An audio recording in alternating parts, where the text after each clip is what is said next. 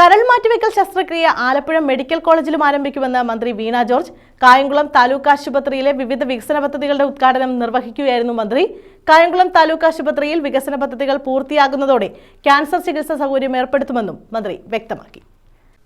രോഗത്തിന് മുന്നിൽ ഒരാളും നിസ്സഹായരായി തീരരുത് എന്ന സർക്കാർ നയത്തിന്റെ ഭാഗമായാണ് താലൂക്ക് ജില്ലാ ആശുപത്രികളിലെ സൗകര്യങ്ങൾ വർദ്ധിപ്പിച്ചു വരുന്നതെന്ന് മന്ത്രി വീണ ജോർജ് പറഞ്ഞു. കായംകുളം താലൂക്ക് ആശുപത്രിയിലെ വിവിധ വികസന പദ്ധതികളുടെ ഉദ്ഘാടനം നിർവഹിക്കുകയായിരുന്നു മന്ത്രി. കരൾ മാറ്റിവെക്കൽ ശസ്ത്രക്രിയാ സൗകര്യം ആലപ്പുഴ മെഡിക്കൽ കോളേജിൽ ആരംഭിക്കുമെന്നും മന്ത്രി പറഞ്ഞു. ഇപ്പോൾ നടന്നുവരുന്ന വികസന പദ്ധതികൾ താലൂക്ക് ആശുപത്രിയിൽ പൂർത്തിയാകുന്നതോടെ ക്യാൻസർ ചികിത്സാ സൗകര്യം ഏർപ്പെടുത്തും. രോഗത്തിന് മുന്നിൽ ഒരാളും നിസ്സഹായരായി പോകാൻ പാടില്ല. നമുക്കൊരു രോഗം വന്നു, കരളിന് അസുഖമാണ്. ഡോക്ടർ പറയുന്നു നിങ്ങൾക്ക് കരളിന് അസുഖമാണ്, കരൾ മാറ്റിവെക്കണം. സ്വകാര്യ മേഖലയിൽ എത്രയാണെന്നറിയാമോ?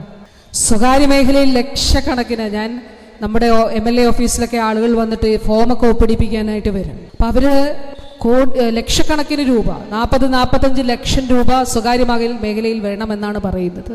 ഒന്ന് ആലോചിച്ച് നോക്കിയേ, നിന്ന നിൽപ്പിൽ 45 ലക്ഷം രൂപ എവിടെ നിന്ന് നമ്മൾ കണ്ടെത്തും? അപ്പോൾ കരൾ മാറ്റിവെക്കൽ ശസ്ത്രക്രിയ പോലെ ഒരുപാട് പണച്ചെലവുള്ള, വലിയ സങ്കീർണമായിട്ടുള്ള, കുറച്ചുകൂടി സങ്കീർണമാണ്. അപ്പോൾ അത് സർക്കാർ മേഖലയിൽ എന്തുകൊണ്ട് നടത്തിക്കൂടാ? അങ്ങനെ അതിനുവേണ്ടി പ്രവർത്തനം ആരംഭിച്ചു. 2022 കോട്ടയം മെഡിക്കൽ കോളേജിലാണ് നമ്മൾ ആദ്യമായി സൗജന്യമായി നടത്തി. തിരുവനന്തപുരത്ത് നടത്തുന്നു, കോഴിക്കോട് ഇപ്പോൾ ആരംഭിക്കാൻ പോകുന്നു, ആലപ്പുഴയിൽ നമ്മൾ ആരംഭിക്കും. കരൾ മാറ്റിവെക്കൽ ശസ്ത്രക്രിയയുടെ കാര്യമാണ് പറഞ്ഞത്. ഇത് കേരളത്തിന്റെ ആരോഗ്യ മേഖലയിൽ ഉണ്ടായിട്ടുള്ള മാറ്റമാണ്. ആ മാറ്റം ഈ നയത്തിന്റെ അടിസ്ഥാനത്തിലാണ്. എന്താണ് ആ നയം? രോഗത്തിന്റെ മുന്നിൽ ഒരാളും നിസ്സഹായരായി നിരാലംബരായി പോകരുത്. അവരെ നമുക്ക് ചേർത്ത് പിടിക്കണം.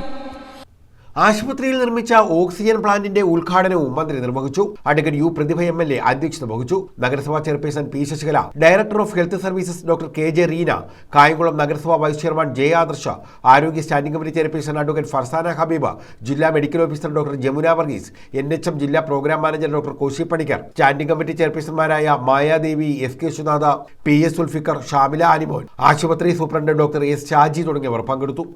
News bureau, Kayamkulam.